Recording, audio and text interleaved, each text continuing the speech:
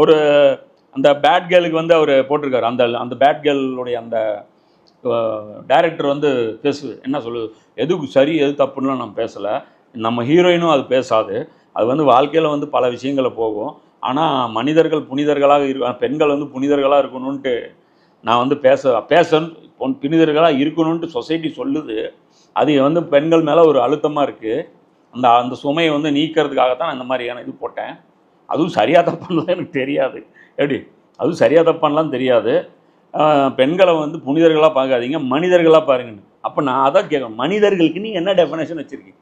அது இந்த வித்தவுட் மேக்கப்னு விஸ்வா ஒருத்தர் பேசுவார், நடிகர். அவர் நியாயமாக பேசுவார் சில விஷயம். அவர் வந்து போட்டிருக்காரு, என்ன போட்டிருக்காருன்னா, நீ வந்து நல்லது குட் ஆர் பேடு டிசைட் பண்ணுறதுக்கு உனக்கு ரைட் இல்லைங்கிற. சரி, எனக்கும் அது ரைட் இல்லை. ஆனால் மனிதத்தன்மையோடு நடந்துங்கிற. அதான் இது நீ சொல்கிறது மனிதத்தன்மை கிடையாது, மிருகத்தன்மை. விரும்புறது செய்யும் மிருகத்தன்மை. அப்போ இதாவது டெஃபினேஷன் பண்ணுங்க. அல்ல அதான் சொல்கிறான். அப்போது வரலைய எங்களை இப்படி டீலில் விட்டுட்ட, நாங்கள் இப்படியே அழிஞ்சு போயிட்டோம், நாங்கள் வந்து இந்த மாதிரி காட்டு மிராண்டிங்க கீழே வந்துட்டோம், எங்களுக்கு வெளிச்சம் என்னான்னு தெரியல அப்படின்னு நீங்கள் வந்து மறுமை நாளில் நின்று இந்த குழப்பம் வந்துடக்கூடாதுங்கிறதுக்காக தான் ஃபைனலாக ஒரு ரசூல் அனுப்புனேன். அவர் தீனு முழுமைப்படுத்திட்டு போயிட்டாரு.